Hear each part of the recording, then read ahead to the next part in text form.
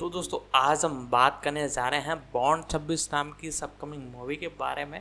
दोस्तों James Bond की कई मूवीज़ हमें देखने को मिली है, उनमें से एक मूवी थी और उसी का एक तरह से अपडेटेड वर्जन या नया पार्ट आप बोल सकते हो, वो हमें देखने को मिलने वाला है। तो उसी पर बात होगी आज की इस वीडियो में, पूरी जानकारी मैं आपको आगे देता हूँ। मस बॉन्ड सीरीज शीर्षक चरित्र पर केंद्रित है, जो 1953 में लेखक यान फ्लेमिंग द्वारा बनाया गया एक काल्पनिक ब्रिटिश सीक्रेट सर्विस एजेंट है, जिन्होंने उन्हें 12 उपन्यासों और 2 लघुकथा संग्रहों में चित्रित किया है।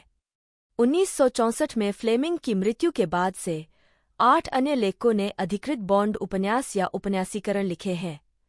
Kingsley Amis, Christopher Wood, John Gardner, Raymond Benson, Sebastian Faulks, Jeffery Deaver, William Boyd और एंथनी होरोविट्स। नवीनतम उपन्यास एंथनी होरोविट्स द्वारा with a mind to kill है, जो मई 2022 में प्रकाशित होगा।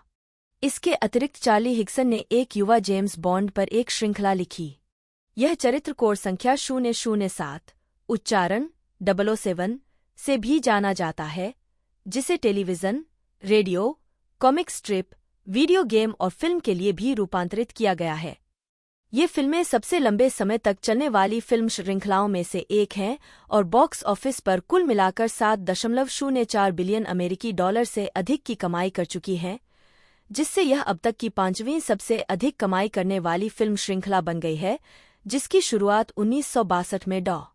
नो से हुई थी, जिसमें शॉन कॉनरी ने बॉन्ड की भूमिका निभाई थी।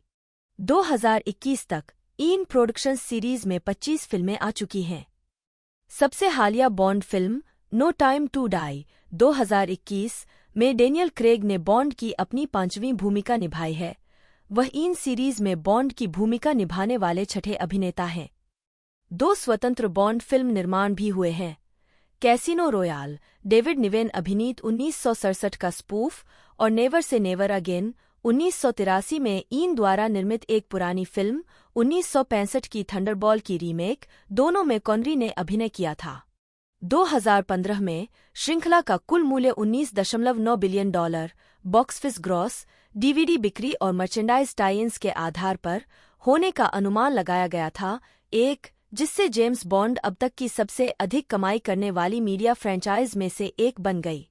कैसीनो रॉयल को टेलीविजन के लिए भी रूपांतरित किया गया है। 1954 में सीबीएस सीरीज क्लाइमैक्स के हिस्से के रूप में 1 घंटे के शो के रूप में। बॉन्ड फिल्में अपने साउंड ट्रैक सहित कई विशेषताओं के लिए प्रसिद्ध हैं। थीम गानों को कई मौकों पर अकादमी पुरस्कार नामांकन और 3 पुरस्कार मिले हैं। अन्य महत्वपूर्ण तत्व जो अधिकांश फिल्मों में चलते हैं, उनमें बॉन्ड की कारें, उसकी बंदूकें और गैजेट शामिल हैं, जो उसे क्यू ब्रांच द्वारा आपूर्ति किए जाते हैं। फिल्में बॉन्ड के विभिन्न महिलाओं के साथ संबंधों के लिए भी प्रसिद्ध हैं, जिन्हें लोकप्रिय रूप से बॉन्ड गर्ल्स के रूप में जाना जाता है। प्रकाशन इतिहास, सृजन और प्रेरणा। मुख्य लेख, जेम्स बॉन्ड, साहित्यिक चरित्र और जेम्स बॉन्ड के लिए प्रेरणा। इयान फ्लेमिंग ने अपने कामों के लिए केंद्रीय चरित्र के रूप में जेम्स बॉन्ड का काल्पनिक चरित्र बनाया। बॉन्ड सीक्रेट इंटेलिजेंस सर्विस में एक खुफिया अधिकारी है, जिसे आमतौर पर MI6 के रूप में जाना जाता है। बॉन्ड को उनके कोड नंबर 007 से जाना जाता है और वह एक रॉयल नेवल रिजर्व कमांडर थे। फ्लेमिंग ने अपने काल्पनिक निर्माण को कई व्यक्तियों पर आधारित किया, जो उन्हें द्वितीय विश्व युद्ध के दौरान नौसेना खुफिया विभाग और 30 असॉल्ट यूनिट में अपने समय के दौरान मिले थे।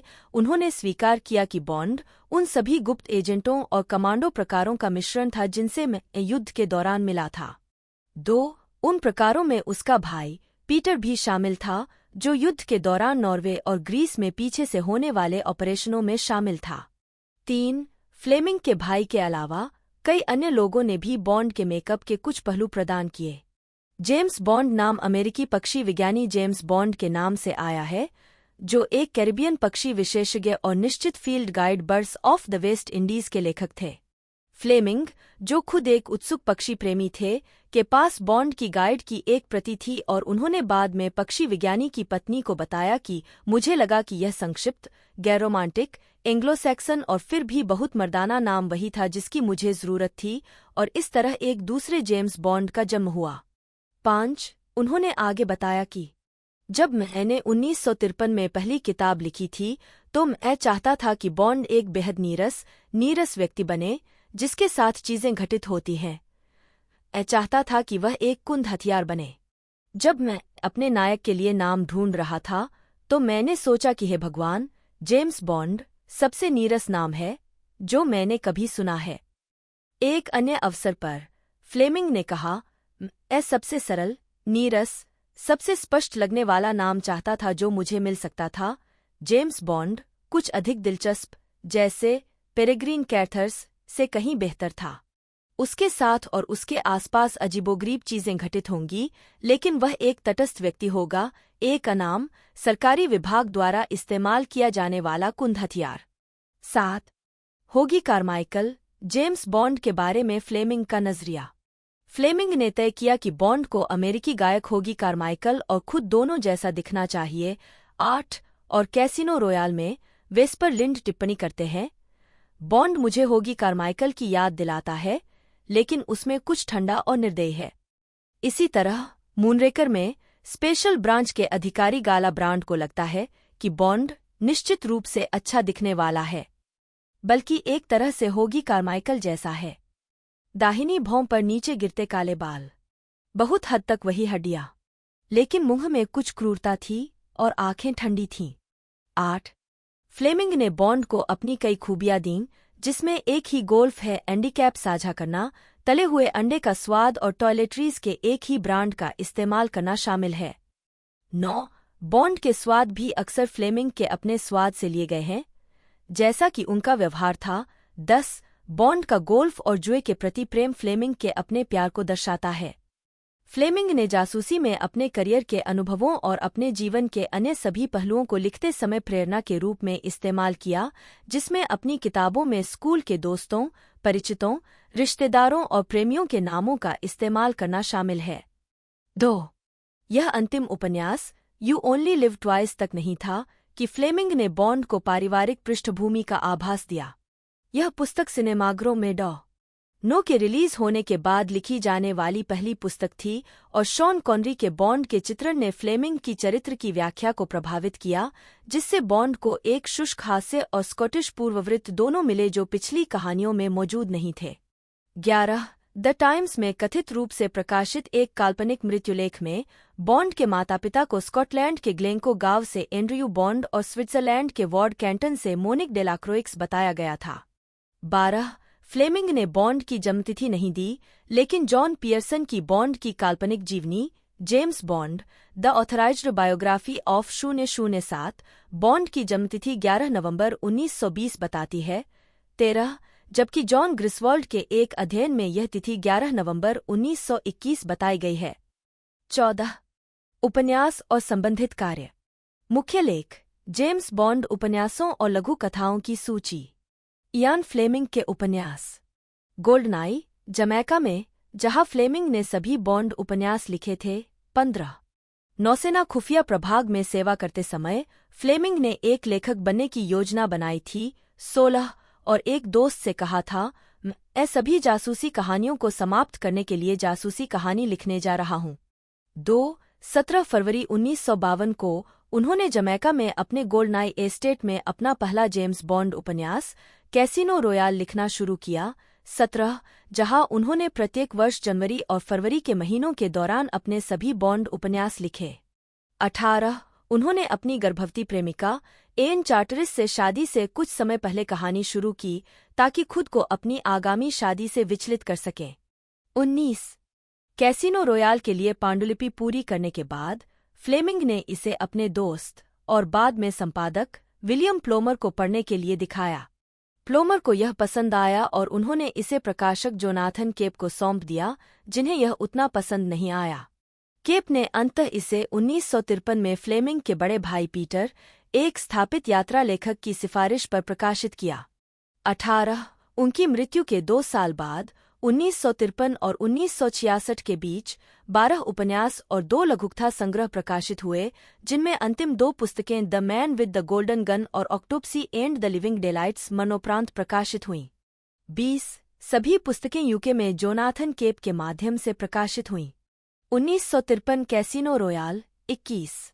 1954 जियो और मरने दो 22, 1955 मूनरेकर 23, 1956 डायमंड्स आर फॉरएवर 24, 1957 रूस से प्यार के साथ 25, 1958 डॉ न 26, 1959 गोल्डफिंगर 27, 1960 सिर्फ तुम्हारी आंखों के लिए 28, लघु कथाएं 1961 थंडरबॉल 29, 1962 the spy who loved me 30, 1963 on her Majesty's secret service 31, 1964 आप सिर्फ 2 बार जीते हैं 32, 1965 the man with the golden gun 33, 1966 Octopussy और द लिविंग डेलाइट्स 34, लघु कथाएं the property of A lady को बाद के संस्करणों में जोड़ा गया। फ्लेमिंग के बाद के उपन्यास। फ्लेमिंग की मृत्यु के बाद एक निरंतरता उपन्यास कर्नलसन किंग्सले एमिस रॉबर्ट मार्खम के रूप में द्वारा लिखा गया और 1968 में प्रकाशित हुआ। 35 एमिस ने पहले ही 1965 के अपने काम द जेम्स बॉन्ड डोजियर में फ्लेमिंग के बॉन्ड उपन्यासों का एक साहित्यिक अध्ययन लिखा था। 36 हालांकि ईम प्रोडक्शंस की 2 बॉन्ड फिल्मों के उपन्यासीकरण प्रिंट में दिखाई दिए, James bond the spy who loved me और जेम्स बॉन्ड एंड मूनरेकर, दोनों को पटकथा लेखक क्रिस्टोफर वुड ने लिखा था। 37 उपन्यासों की श्रृंखला 1980 के दशक तक जारी नहीं रही। 1981 में थ्रिलर लेखक जॉन गार्डनर ने लाइसेंस रिन्यूड के साथ श्रृंखला को उठाया। 38 गार्डनर ने कुल 16 बॉन्ड किताबें लिखीं। उनके द्वारा लिखी गई 2 किताबें ईम प्रोडक्शंस की इसी नाम की फिल्मों के उपन्यासीकरण थीं। गार्डनर ने बॉन्ड सीरीज को 1980 के दशक में आगे बढ़ाया, हालांकि उन्होंने पात्रों की उम्र वैसी ही रखी जैसी फ्लेमिंग ने उन्हें छोड़ा था। 39 1996 में गार्डनर ने खराब स्वास्थ्य के कारण जेम्स बॉन्ड की किताबें लिखना छोड़ दिया। 40 1981 लाइसेंस नवीनीकृत 41 1982 विशेष सेवाओं के लिए 42 1983 आइस ब्रेकर 43 1984 सम्मान की भूमिका 44 1986 कोई भी हमेशा के लिए नहीं रहता 45 1987 no deals mister Bond 46 1988 Scorpius 47 1989 जीत हार या मरो 48 1989 लाइसेंस टू किल 37 उपन्यास 1990 broken claw 49 1991 the man from Barbarossa 50 1992 मौत हमेशा के लिए है 51 1993 कभी फूल न भेजें 52 1994 सी फायर 53 1995 गोल्ड नाई 37 उपन्यास 1996 कोल्ड 54 1996 में अमेरिकी लेखक रेमंड बेंसन बॉन्ड उपन्यासों के लेखक बन गए। बेंसन इससे पहले 1984 में पहली बार प्रकाशित the James bond bedside companion के लेखक थे। 55 2002 में जब वे अन्य गैर बॉन्ड संबंधित परियोजनाओं पर चले गए, तब तक बेंसन ने 6 बॉन्ड उपन्यास, 3 उपन्यास और 3 लघु कथाएं लिखी थीं। 56 1997 inch blast from the past 57 लघुक था। 1997 0-10 58 1997 टुमारो नेवर डाइज 37 उपन्यास 1998 मौत के तथ्य 59 1999 इंच मिडसमर नाइट्स डूम 60 लघु कहानी 1999 इंच लाइव 85 61 लघुक था। 1999 the world is not enough 37 उपन्यास 1999 high time to kill 62 2000 double shot 63 2001 कभी मरने का सपना मत देखो 64 2002 the man with the red tattoo 65 2002 die another day 37 उपन्यास 6 साल के अंतराल के बाद सेबस्टियन फॉल्क्स को इयान फ्लेमिंग प्रकाशन द्वारा एक नया बॉन्ड उपन्यास लिखने के लिए कमीशन दिया गया, जिसे 28 मई 2008 को फ्लेमिंग के जन्म की 100वीं वर्षगांठ पर जारी किया गया था। 66 पुस्तक जिसका शीर्षक डेविल मे केयर है, यूके में पेंगुइन बुक्स द्वारा और यूएस में डबलडे द्वारा प्रकाशित किया गया था। 67 अमेरिकी लेखक जेफरी डेवर को तब इयान फ्लेमिंग प्रकाशन द्वारा कार्टे ब्लैंच का निर्माण करने के लिए कमीशन दिया गया था, जिसे 26 मई 2011 को प्रकाशित किया गया था। 68 पुस्तक ने बॉन्ड को MI5 या MI6 से स्वतंत्र 9/11 के बाद के एजेंट में बदल दिया। 69 26 सितंबर 2013 को 1969 में सेठ विलियम बॉयड द्वारा सोलो प्रकाशित किया गया था। 71 गोल्डफिंगर की घटनाओं के 2 हफ्ते बाद 1950 के दशक में सेठ, इसमें फ्लेमिंग द्वारा लिखित लेकिन पहले अप्रकाशित सामग्री शामिल है। ट्रिगर मोर्टिस 8 सितंबर 2015 को जारी किया गया था। 72 73 74 होरोविट्स का दूसरा बॉन्ड उपन्यास forever and a day casino royal की घटनाओं से पहले बॉन्ड की एक 00 एजेंट के रूप में मूल कहानी बताता है। फ्लेमिंग की अप्रकाशित सामग्री पर आधारित उपन्यास 31 मई 2018 को जारी किया गया था। 75 76 होरोविट्स का तीसरा बॉन्ड उपन्यास with a mind to kill 26 मई 2022 को प्रकाशित हुआ था। 77 2008 डेविल मे केयर 2011 कार्टे ब्लैंच केवल 2013 2015 ट्रिगर मोर्टिस 2018 हमेशा के लिए और एक दिन 2022 हत्या करने के इरादे से 2023 महामहिम की गुप्त सेवा में युवा बॉन्ड मुख्य लेख यंग बॉन्ड उपन्यासों की श्रृंखला चार्ली हिग्सन 79 द्वारा शुरू की गई थी और 2005 और 2009 के बीच 5 उपन्यास और एक लघु कहानी प्रकाशित हुई थी। 80 पहला यंग बॉन्ड उपन्यास सिल्वरफिन भी रूपांतरित किया गया था और 2 अक्टूबर 2008 को पफिन बुक्स द्वारा एक ग्राफिक उपन्यास के रूप में जारी किया गया था। 81 अक्टूबर 2013 में यान फ्लेमिंग प्रकाशन ने घोषणा की कि स्टीफन कोल श्रृंखला जारी रखेंगे, जिसका पहला संस्करण शरद ऋतु 2014 में जारी किया जाना है। 82 2005 सिल्वरफिन 83 2006 ब्लड फीवर 84 2007 डबल या die 85 2007 hurricane gold 86 2008 royal command 87 और सिल्वरफिन 88 ग्राफिक उपन्यास 2009 इंच a hard man to kill 89 लघु कहानी द मनीपेनी डायरीज मुख्य लेख the Moneypenny diaries Moneypenny diaries उपन्यासों की एक त्रय है जो मिस मनीपेनी एम की निजी सचिव के जीवन को दर्शाती है। उपन्यास सैमंथा वेनबर्ग द्वारा छद्म नाम केट वेस्टब्रुक के तहत लिखे गए हैं, जिन्हें पुस्तक के संपादक के रूप में दर्शाया गया है। 90 त्रय की पहली किस्त उपशीर्षक गार्जियन एंजेल 10 अक्टूबर 2005 को यूके में जारी की गई थी। 91 एक दूसरा खंड उपशीर्षक सीक्रेट सर्वेंट 2 नवंबर 2006 को यूके में जारी किया गया था, जिसे जॉन मरे ने प्रकाशित किया था। 92 एक तीसरा खंड उपशीर्षक फाइनल फ्लिंग 1 मई 2008 को जारी किया गया था। 93 2005 the Moneypenny diaries guardian angel 94 2006 secret servant the Moneypenny diaries 95 2008 the Moneypenny diaries final fling 96 रूपांतरों टेलीविजन 1954 में सीबीएस ने यान फ्लेमिंग को उनके उपन्यास कैसीनो रॉयल को 1 घंटे के टेलीविजन एडवेंचर कैसीनो रॉयल में बदलने के लिए $1,000 $2023 में $11,346 97 का भुगतान किया, जो कि क्लाइमेक्स सीरीज का हिस्सा था। 98 यह एपिसोड 21 अक्टूबर 1954 को लाइव प्रसारित हुआ और इसमें बैरी नेल्सन ने कार्ड सेंस, जेम्स बॉन्ड और पीटर लॉरे ने लेचिफ्रे की भूमिका निभाई। 99 उपन्यास को अमेरिकी दर्शकों के लिए कंबाइंड इंटेलिजेंस के लिए काम करने वाले एक अमेरिकी एजेंट के रूप में दिखाने के लिए अनुकूलित किया गया था, जबकि उपन्यास में चरित्र Felix litre American screen British बन गया और उसका नाम बदलकर क्लेरेंस लीटर कर दिया गया। 1973 में बीबीसी की एक documentary omnibus the British hero में क्रिस्टोफर कैजनोव ने कई ऐसे शीर्षक पात्रों जैसे रिचर्ड है एने और बुलडॉग ड्रमंड की भूमिका निभाई थी। डॉक्यूमेंट्री में गोल्डफिंगर के नाटकीय दृश्यों में जेम्स बॉन्ड को शामिल किया गया था, विशेष रूप से 007 को फिल्म के लेजर बीम के बजाय उपन्यास के परिपत्र आरी से धमकाया जाना और diamonds are forever.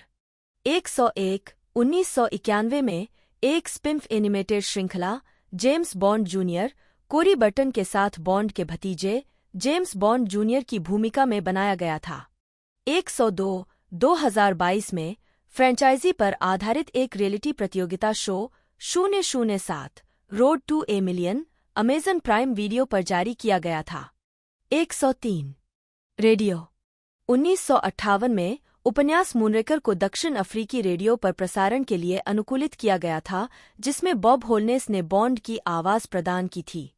104 the independent के अनुसार पूरे संघ के श्रोता बॉब की सुसंस्कृत आवाज से रोमांचित थे, क्योंकि उन्होंने विश्व वर्चस्व की तलाश में बुरे मास्टर अपराधियों को हराया था।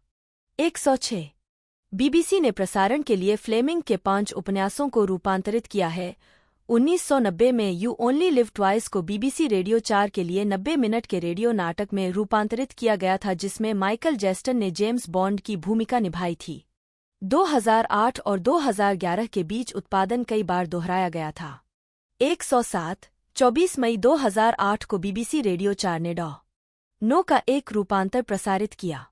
अभिनेता टोबी स्टीफंस, जिन्होंने डाई अंडर डे के ईन प्रोडक्शन संस्करण में बॉन्ड खलनायक गुस्ताव ग्रेव्स की भूमिका निभाई थी, ने बॉन्ड की भूमिका निभाई, जबकि डॉ. नो की भूमिका डेविड सुचेत ने निभाई थी।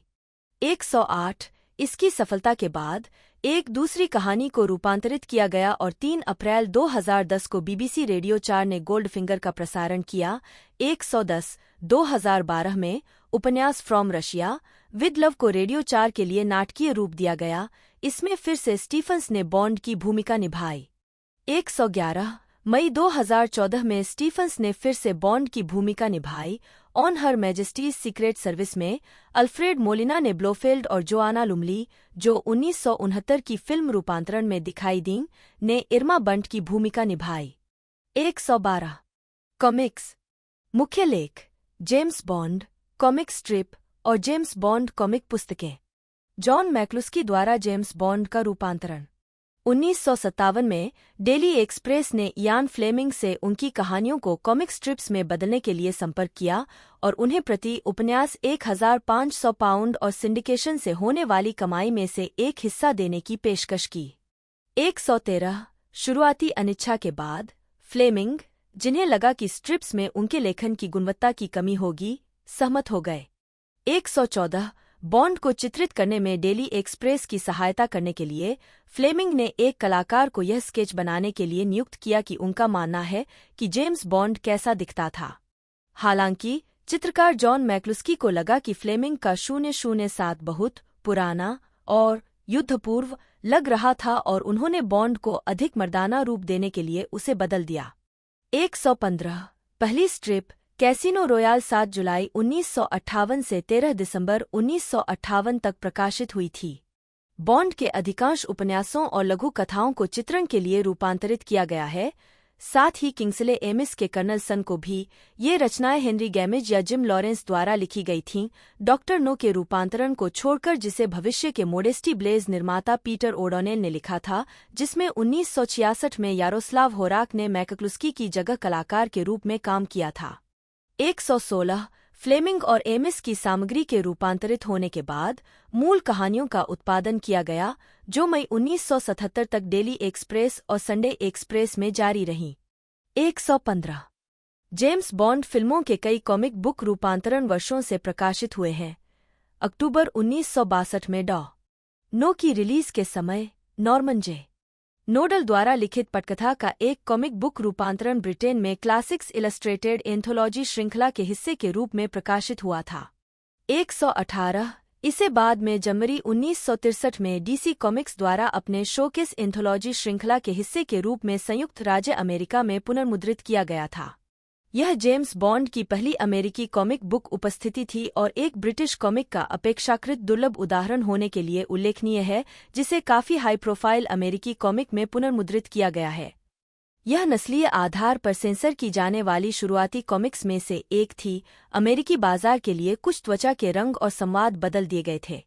119 118 1981 की film for your eyes only की रिलीज के साथ मार्वल कॉमिक्स ने फिल्म का 2 अंक वाला कॉमिक बुक रूपांतरण प्रकाशित किया। 120 121 जब ऑक्टोपसी 1983 में सिनेमाघरों में रिलीज हुई तो मार्वल ने एक साथ वाली कॉमिक प्रकाशित की। 118 एक्लिप्स ने लाइसेंस टू किल के लिए एक कॉमिक का निर्माण भी किया। हालांकि टिमोथी फिल्में। मुख्य लेख: जेम्स बॉन्ड फिल्मों की सूची। इन प्रोडक्शंस फिल्में। फ्रेंचाइज लोगो 1995 वर्तमान। कनाडाई है एरी साल्समैन और अमेरिकी अल्बर्ट आर. क्यूबी. ब्रोकोली की कंपनी इन प्रोडक्शंस ने इयान फ्लेमिंग के उपन्यास डॉ. 1962 का पहला सिनेमा रूपांतरण जारी किया, जो 1958 के इसी नाम के उपन्यास पर आधारित था और इसमें शॉन कॉनरी ने 007 की भूमिका निभाई थी। 124 कॉनरी ने यू ओनली लिव ट्वाइस 1967 के बाद भूमिका छोड़ने से पहले 4 और फिल्मों में अभिनय किया। 125 जिसे जॉर्ज लेजेम्बी ने on her Majesty's secret service 1969 के लिए लिया। 126 लेजेम्बी ने सिर्फ एक उपस्थिति के बाद भूमिका छोड़ दी और कॉनरी को उनकी अंतिम इन निर्मित फिल्म डायमंड्स आर फॉरएवर के लिए वापस लाया गया। 127 रोजर मूर को लिव एंड लेट डाई 1973 के लिए 007 की भूमिका के लिए नियुक्त किया गया था। 2 फिल्मों के लिए टिमोथी डाल्टन द्वारा प्रतिस्थापित किए जाने से पहले उन्होंने 12 वर्षों में 6 बार बॉन्ड की भूमिका निभाई। 6 साल के अंतराल के बाद, जिसके दौरान एक कानूनी विवाद ने इन के बॉन्ड फिल्मों के निर्माण को खतरे में डाल दिया, 128 आयरिश अभिनेता पियर्स ब्रॉसन को गोल्डनाई 1995 में बॉन्ड के रूप में लिया गया। वह 2002 तक कुल 4 फिल्मों में इस भूमिका में रहे। 2006 में डैनियल क्रेग को कैसीनो रॉयल 2006 के लिए भूमिका दी गई, जिसने श्रृंखला को फिर से शुरू किया। 129 क्रेग कुल 5 फिल्मों में दिखाई दिए। 130 श्रृंखला ने आज तक $7 बिलियन से अधिक की कमाई की है। गैरेन फिल्में। 1967 में कैसीनो रॉयल को एक पैरोडी बॉन्ड फिल्म में रूपांतरित किया गया, जिसमें डेविड निवेन ने सर जेम्स बॉन्ड और उर्सुला एंड्रेस ने वेस्पर लिंड की भूमिका निभाई। बॉन्ड की भूमिका के लिए फ्लेमिंग की पसंद निवेन थे। 132 1963 में लंदन के उच्च न्यायालय में एक अदालती मामले के परिणाम ने केविन मैकक्लोरी को 1983 में नेवर से नेवर अगेन नामक थंडरबॉल का रीमेक बनाने की अनुमति दी। 133 जैक श्वार्ट्ज़मैन की टालिया फिल्म प्रोडक्शन कंपनी द्वारा निर्मित और बॉन्ड के रूप में शॉन कॉनरी द्वारा अभिनीत यह फिल्म बॉन्ड फिल्मों की इन श्रृंखला का हिस्सा नहीं थी। 1997 में सोनी कॉर्पोरेशन ने एक अज्ञात सौदे में मैकक्लोरी के सभी या कुछ अधिकार हासिल कर लिए। 133 134 2015 तक इन के पास फ्लेमिंग के सभी बॉन्ड उपन्यासों के पूर्ण अनुकूलन अधिकार हैं। 133 135 शीर्षक वर्ष अभिनेता निर्देशक। शाही ज्वांघर 1967 David Niven Ken Hughes, John Huston, Joseph McGrath, Robert Parrish, Val Guest, Richard Talmadge. Never say never again 1983 Sean Connery Irvin Kershner. संगीत। मुख्य लेख: जेम्स बॉन्ड संगीत। अहंकारी, अक्रू, आत्मविश्वासी, काला, खतरनाक, अश्लील, सेक्सी, अजय। David Arnold.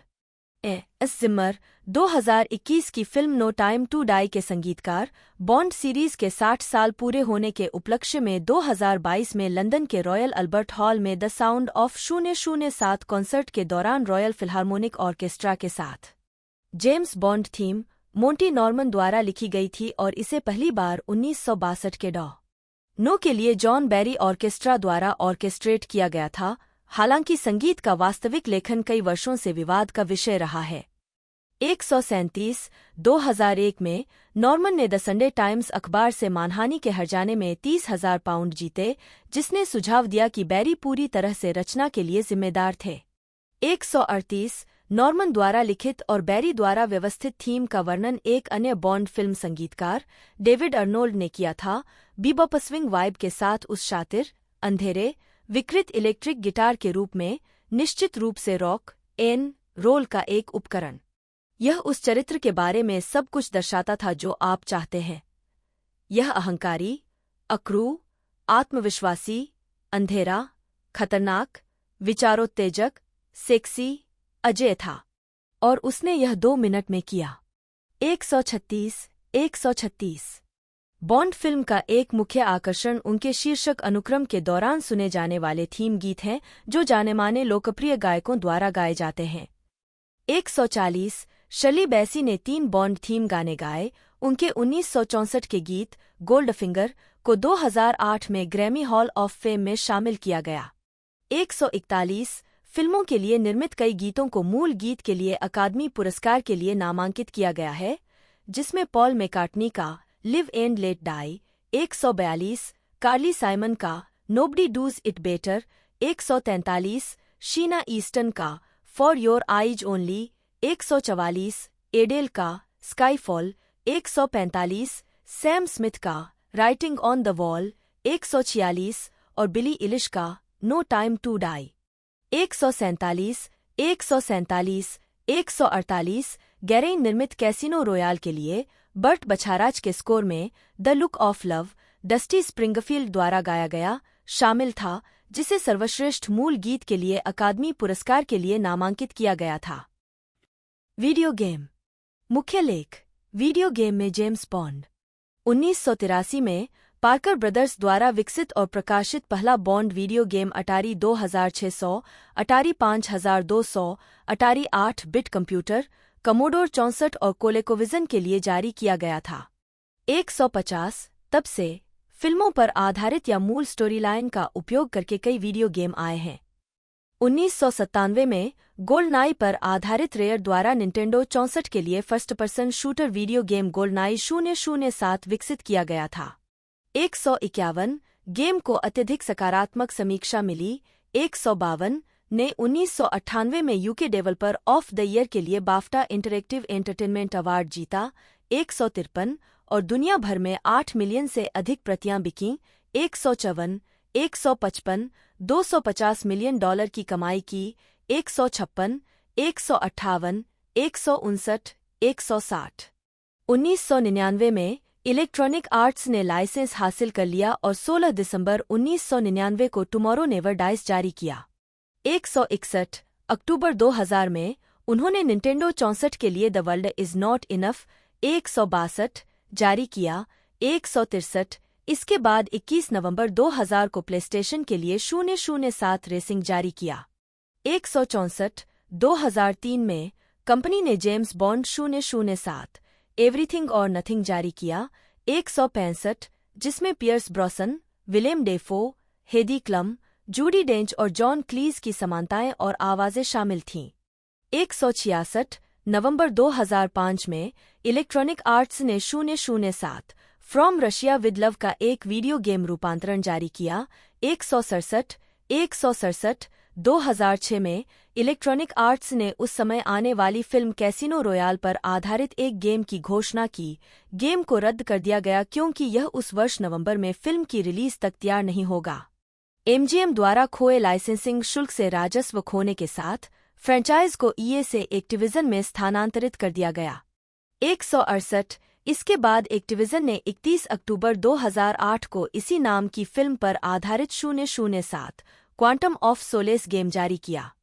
169 डैनियल क्रेग की विशेषता वाले गोल्डनाई 007 का एक नया संस्करण वी के लिए और नवंबर 2010 में निंटेंडो DS के लिए एक है एंडहेल्ड संस्करण जारी किया गया था। 170 एक साल बाद गोल्डनाई 007 रीलोडेड शीर्षक के तहत एक्सबॉक्स 360 और प्लेस्टेशन 3 के लिए एक नया संस्करण जारी किया गया था। 172 अक्टूबर 2012 में 007 लीजेंड्स को रिलीज किया गया, जिसमें ईम प्रोडक्शंस की श्रृंखला के प्रत्येक बॉन्ड अभिनेता का एक मिशन था। 173 नवंबर 2020 में आयो इंटरैक्टिव ने लाइसेंस धारक MGM और ईम प्रोडक्शंस के साथ मिलकर काम करते हुए एक मूल James bond video game project 007 की घोषणा की। 175 भूमिका निभाने वाला खेल। 1983 से 1987 तक एक लाइसेंस प्राप्त tabletop role playing game James Bond 007 role playing in her Majesty's secret service Victory Games Avalon Hill की एक शाखा द्वारा प्रकाशित किया गया था और जेरार्ड क्रिस्टोफर क्लुग द्वारा डिजाइन किया गया था। यह अपने समय का सबसे लोकप्रिय जासूसी रोल प्लेइंग गेम था। 176 खिलाड़ियों को मूल परिदृश्य बनाने के लिए सामग्री प्रदान करने के अलावा गेम ने खिलाड़ियों को कई ईम प्रोडक्शंस फिल्म रूपांतरणों के बाद रोमांच का अवसर भी दिया। हालांकि खिलाड़ियों को कहानियों में बॉन्ड के कार्यों की नकल करने से रोककर चुनौतियां प्रदान करने के लिए संशोधनों के साथ। 176 बंदूकें, वाहन और गैजेट। मुख्य लेख: जेम्स बॉन्ड वाहनों की सूची और जेम्स बॉन्ड गैजेट्स की सूची। बंदूकें। पहले 5 उपन्यासों के लिए फ्लेमिंग ने बॉन्ड को एक बेरेटा 418 177 से लैस किया, जब तक कि उन्हें एक 31 वर्षीय बॉन्ड उत्साही और बंदूक विशेषज्ञ जेफरी बूथरॉयर से एक पत्र नहीं मिला, जिसमें फ्लेमिंग द्वारा बॉन्ड के लिए बंदूक की पसंद की आलोचना की गई थी। 178 इसे एक महिला की बंदूक और उस पर बहुत अच्छी महिला नहीं कहा गया था। 179 बूथरॉयर ने सुझाव दिया कि बॉन्ड को अपने बेरेटा को 7.65 मिमी वाल्थर पीपीके के लिए स्वैप करना चाहिए और हथियारों के इस आदान प्रदान ने नो को प्रभावित किया। 180 बूथरॉयर ने फ्लेमिंग को बन Martin triple draw shoulder holster और एसएमएआरएसएच और अन्य खलनायकों द्वारा इस्तेमाल किए जाने वाले कई हथियारों पर सलाह भी दी। 181 धन्यवाद में फ्लेमिंग ने अपने उपन्यासों में MI6 आर्मर। 180 बॉन्ड ने कई तरह की राइफलों का भी इस्तेमाल किया, जिसमें फॉर योर आइज ओनली में सैवेज मॉडल 99 और द लिविंग डेलाइट्स में विंचेस्टर .308 टारगेट राइफल शामिल हैं। 177 फ्लेमिंग की किताबों में बॉन्ड द्वारा इस्तेमाल की गई अन्य है एंडगन में कोल्ट डिटेक्टिव स्पेशल और एक लंबी बैरल वाली कोल्ट .45 आर्मी स्पेशल शामिल थीं। 177 पहली बॉन्ड फिल्म नो में एम ने बॉन्ड को अपना बेरेटा पीछे छोड़ने और वाल्थर पीपीके लेने का आदेश दिया। 182 जिसे बॉन्ड ने 18 फिल्मों में इस्तेमाल किया। 183 टुमारो नेवर डाइज और उसके बाद की 2 फिल्मों में बॉन्ड का मुख्य हथियार वाल्थर P99 सेमीटोमेटिक पिस्तौल था। वाहनों। शुरुआती बॉन्ड कहानियों में फ्लेमिंग ने बॉन्ड को एमहर्स्ट विलियर्स सुपरचार्जर के साथ एक युद्धपोतगरे बेंटले 4+1 2 लीटर दिया था। 184 मूनरेकर में ह्यूगो ड्रेक्स द्वारा बॉन्ड की कार को लिखे जाने के बाद फ्लेमिंग ने बॉन्ड को मार्क II कॉन्टिनेंटल बेंटले दिया, जिसका इस्तेमाल उन्होंने श्रृंखला की शेष पुस्तकों में किया। 185 गोल्डफिंगर के दौरान बॉन्ड को एक होमिंग डिवाइस के साथ एक Aston Martin DB mark III जारी किया गया था, जिसका इस्तेमाल उन्होंने फ्रांस में गोल्डफिंगर को ट्रैक करने के लिए किया था। बॉन्ड बाद के उपन्यासों के लिए अपनी बेंटले में लौट आया।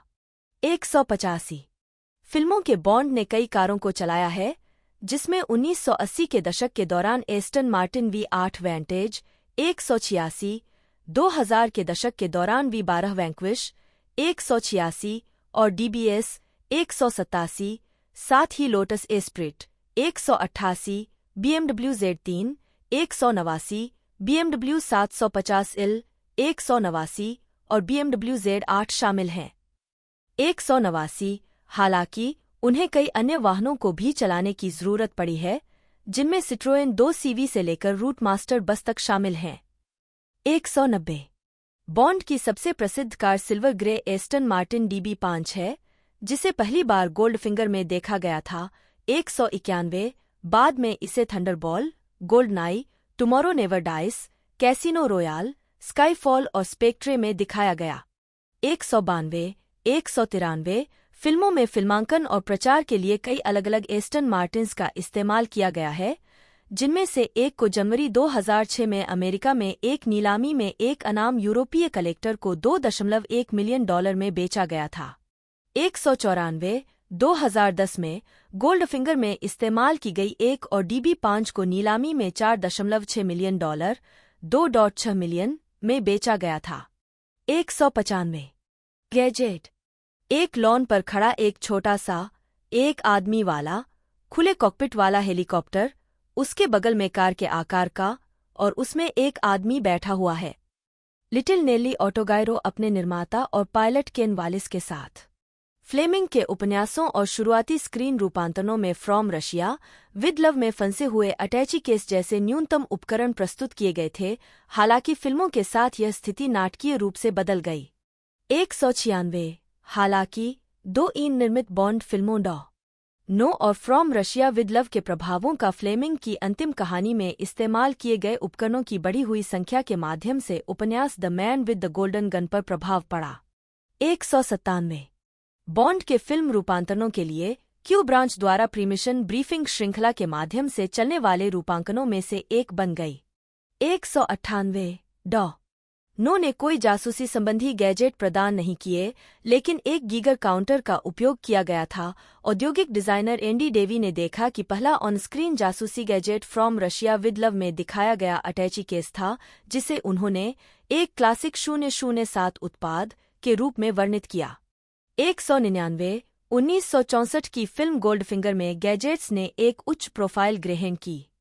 फिल्म की सफलता ने बॉन्ड को क्यू ब्रांच से और अधिक जासूसी उपकरण की आपूर्ति करने के लिए प्रोत्साहित किया। हालांकि प्रौद्योगिकी के बढ़ते उपयोग ने आरोप लगाया कि बॉन्ड उपकरणों पर अत्यधिक निर्भर था, खासकर बाद की फिल्मों में। 200 यदि क्यू ब्रांच न होती तो आप बहुत पहले ही मर चुके होते। क्यू बॉन्ड को मारने का लाइसेंस। डेवी ने उल्लेख किया कि बॉन्ड के गिज्मो किसी भी अन्य की तुलना में ज़ेटगेस्ट का अधिक बारीकी से पालन करते हैं। फिल्मों में बारीकियों। 199 क्योंकि वे शुरुआती फिल्मों में भविष्य के संभावित प्रतिनिधित्व से लेकर बाद की फिल्मों के ब्रांड नाम जुनून तक चले गए। 199 यह भी ध्यान देने योग्य है कि हालांकि बॉन्ड क्यू ब्रांच के कई उपकरणों का उपयोग करता है, जिसमें लिटिल नेली ऑटोगायरो 201, एक जेट पैक 202 और विस्फोटक अटैची केस शामिल हैं। 203 खलनायक भी कस्टम निर्मित उपकरणों से सुसज्जित हैं। 199 जिसमें स्कारामांगा की सुनहरी बंदूक 204 रोजा क्लेब के जहरयुक्त जूते 205 और जॉब की स्टील रिम वाली गेंदबाज टोपी 206 और ब्लोफेल्ड के अपने एजेंटों के वैनिटी केस में संचार उपकरण शामिल हैं। सांस्कृतिक प्रभाव। यह भी देखें जेम्स बॉन्ड पैरोडी और स्पिन्फ की सूची। जेम्स बॉन्ड द्वीप खाओफिंगकान थाईलैंड। सिनेमाई तौर पर बॉन्ड 1962 में डॉ नो की रिलीज के बाद से जासूसी शैली के भीतर एक बड़ा प्रभाव रहा है। 207 1966 में अकेले 22 गुप्त एजेंट फिल्में रिलीज हुईं जो बॉन्ड फ्रेंचाइजी की लोकप्रियता और सफलता को भुनाने की कोशिश कर रही थीं। 208 पहली पैरोडी 1964 की फिल्म कैरी ऑन स्पाइंग थी, जिसमें खलनायक डॉ क्रो को एजेंटों द्वारा काबू किया जाता है, जिसमें जेम्स बिंद, चार्ल्स हॉटरी और डैफ्ने हनीबट, बारबरा विंडसर शामिल थे। 209 बॉन्ड के चित्रण के खिलाफ प्रतिक्रिया करने वाली फिल्मों में से एक है एरी पामर श्रृंखला थी, जिसकी पहली फिल्म the Ipcress file Michael Caine अभिनीत 1965 में रिलीज हुई थी। नामांकित नायक एक खुरदुरे छोटे बदमाश से जासूस बन गया है और जिसे अकादमिक जेरेमी पैकर ने एंटी बॉन्ड कहा था। 210 या जिसे क्रिस्टोफ लिंडनर सोचने वाले आदमी का बॉन्ड कहते हैं। 211 पामर सीरीज का निर्माण है एरी साल्समैन ने किया था, जिन्होंने बॉन्ड सीरीज के प्रमुख क्रू सदस्यों का भी इस्तेमाल किया था, जिसमें डिजाइनर केन एडम, संपादक पीटर आर हंट और संगीतकार जॉन बैरी शामिल थे। 212 डीन मार्टिन अभिनीत 4 मैट हेल्म फिल्में 1966 और 1969 के बीच रिलीज। 213 जेम्स कोबर्न अभिनीत फ्लिंट श्रृंखला, जिसमें 2 फिल्में शामिल हैं 1966 और 1969 में एक 214 जबकि द मैन फ्रॉम यूएनसीएलए भी सिनेमा स्क्रीन पर चली गई, जिसमें 8 फिल्में रिलीज हुईं। सभी लोकप्रिय संस्कृति में बॉन्ड की प्रमुखता के प्रमाण थे। 139 हाल ही में लेखक, निर्माता और कॉमेडियन माइक मायर्स की ऑस्टिन पॉवर्स लंदन फिल्म संग्रहालय में एस्टन मार्टिन DB5 के बगल में कॉनरी का मॉडल। 1962 में फिल्म डॉ नो की रिलीज के बाद बॉन्ड जेम्स बॉन्ड पंक्ति एक कैच वाक्यांश बन गई जो पश्चिमी लोकप्रिय संस्कृति के शब्दकोश में प्रवेश कर गई। लेखक कॉर्क और स्किवली ने डॉ नो में परिचय के बारे में कहा कि हस्ताक्षर परिचय अब तक की सबसे प्रसिद्ध और पसंद की जाने वाली फिल्म पंक्ति बन जाएगी। 217 2001 में इसे ब्रिटिश सिनेमा जाने वालों द्वारा सिनेमा में सबसे अधिक पसंद की जाने वाली वनलाइनर के रूप में वोट दिया गया था। 218 और 2005 में इसे अमेरिकी फिल्म संस्थान द्वारा उनकी 100 साल श्रृंखला के हिस्से के रूप में सिनेमा इतिहास में 22वें सबसे महान उद्धरण के रूप में सम्मानित किया गया था। 219 2005 के अमेरिकी फिल्म संस्थान की 100 साल श्रृंखला ने जेम्स बॉन्ड के चरित्र को स्वयं तीसरे सबसे महान फिल्म नायक के रूप में मान्यता दी।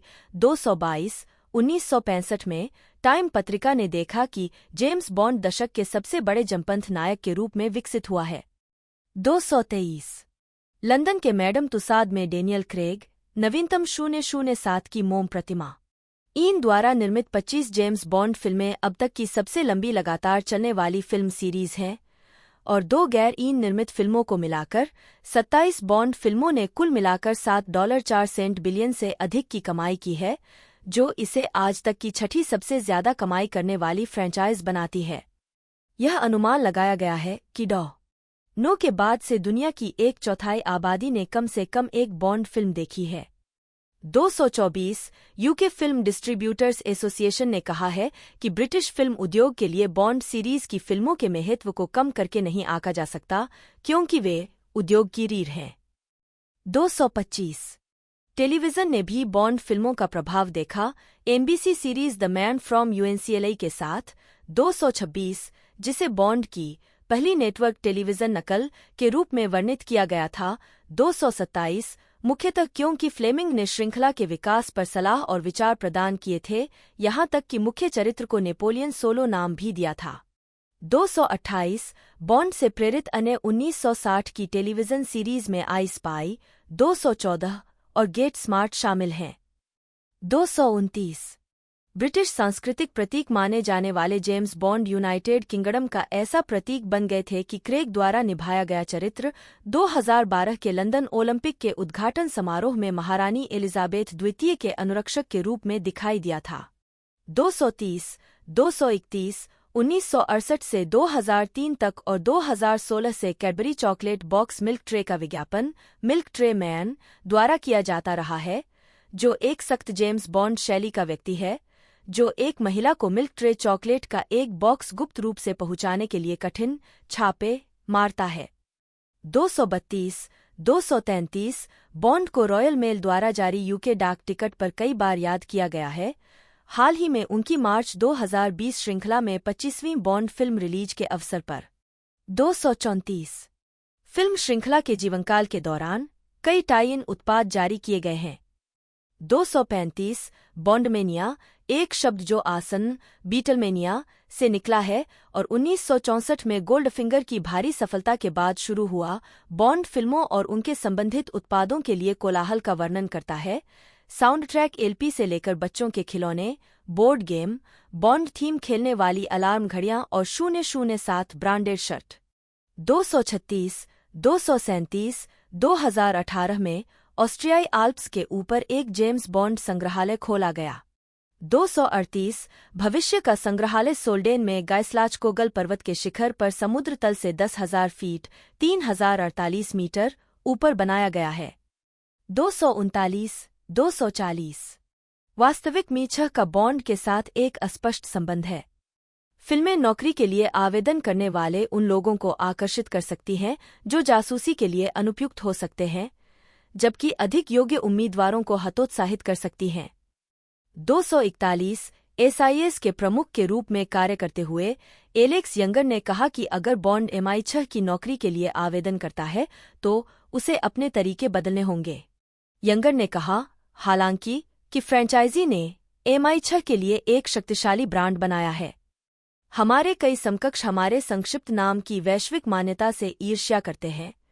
242 और वैश्विक दर्शकों के लिए सर्वव्यापी खुफिया उपस्थिति के रूप में चित्रित किया जाना काफी बलगुनक था।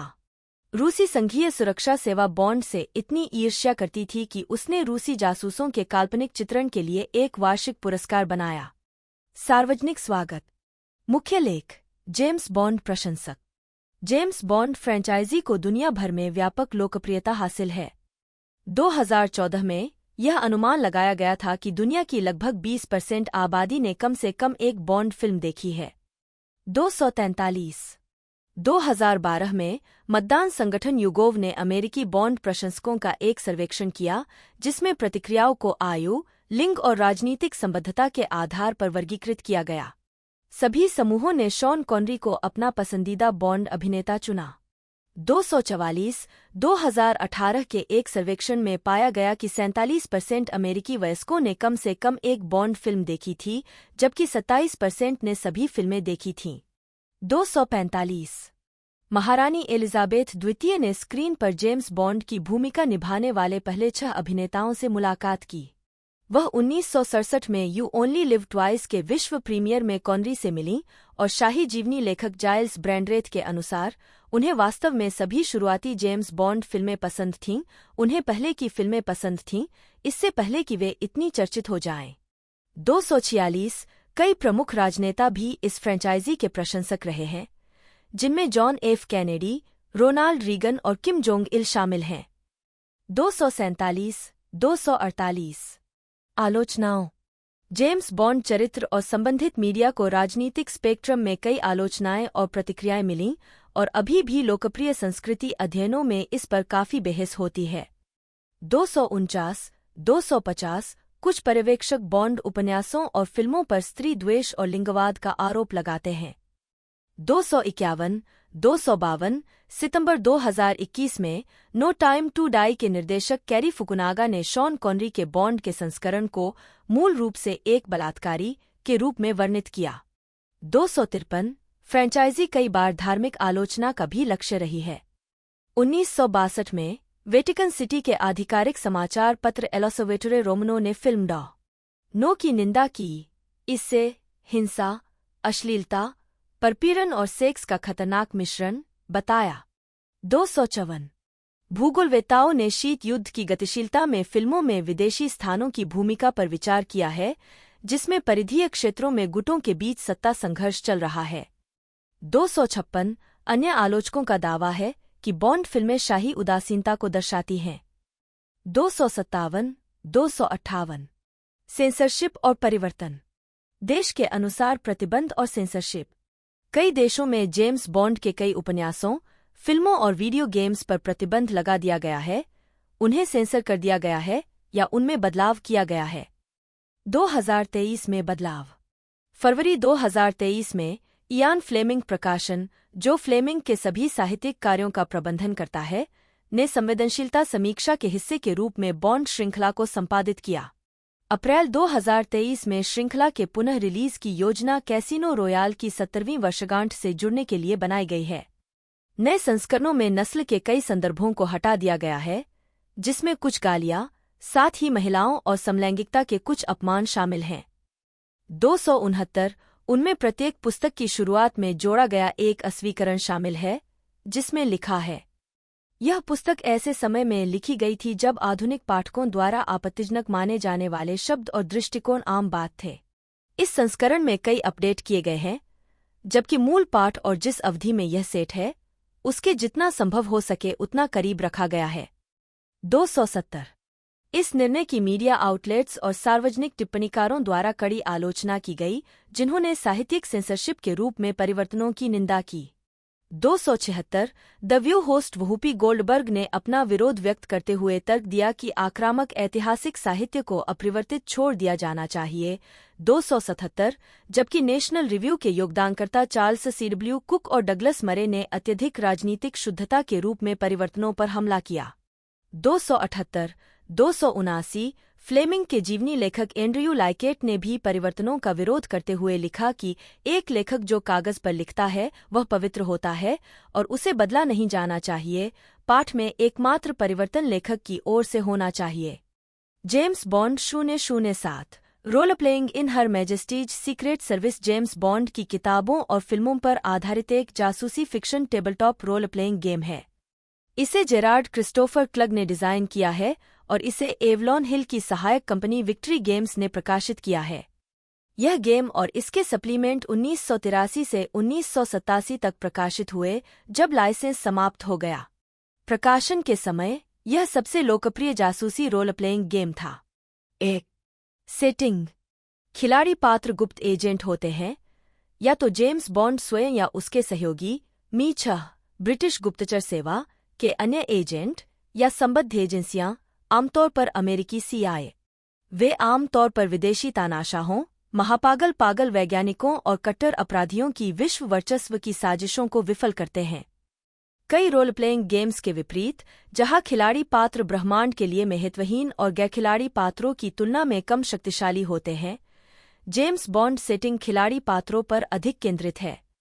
पीसी आमतौर पर एनपीसी की तुलना में अधिक सक्षम होते हैं, गैजेट्स क्यू शाखा से के साथ बेहतर ढंग से सुसज्जित होते हैं, सिनेमाई करतब दिखाने के लिए उनके पास अधिक हीरो पॉइंट्स नीचे सिस्टम देखें होते हैं और आमतौर पर उनके आसपास के वातावरण पर प्रभाव होता है। सेटिंग के अनुरूप यह गेम कुछ प्रमुख भूमिकाओं पर ध्यान केंद्रित करता है, न कि बड़े समूहों पर, तथा केवल एक गेम मास्टर और एक खिलाड़ी के साथ भी अच्छा खेलता है।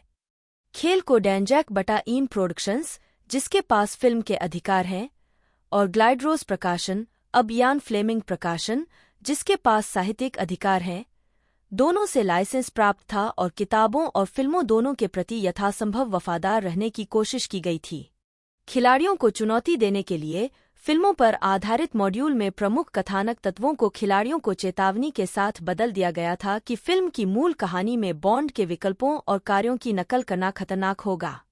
उदाहरण के लिए, लिव एंड लेट डाई के मॉड्यूल में खिलाड़ियों को पता चलता है कि मिस्टर बिग और डॉक्टर कानंगा दो अलग अलग व्यक्ति हैं, न कि कानंगा जो भेष बदलकर न्यूयॉर्क के गैंगस्टर की भूमिका निभा रहे हैं। यू ओनली लिव ट्वाइस का मॉड्यूल पुरानी अंतरिक्ष अपहरण योजना को जापान के पास सोवियत अंतरिक्ष स्टेशन के दुर्घटनाग्रस्त होने की जांच में बदल देता। बॉन्ड सिनेमाई ब्रह्मांड के पात्र, जिनमें बॉन्ड खुद और उसके सहयोगी और दुश्मन, जैसे अन्या अमासोवा, जॉज और गोल्डफिंगर, शामिल हैं, महत्वपूर्ण भूमिका निभाते हैं। एक अपवाद था स्पेक्ट्रे और उसका नेता अर्नस्ट स्टावरो ब्लोफेल्ड, जिसके अधिकारों के लिए केविन मैकक्लोरी ने चुनाव लड़ा था।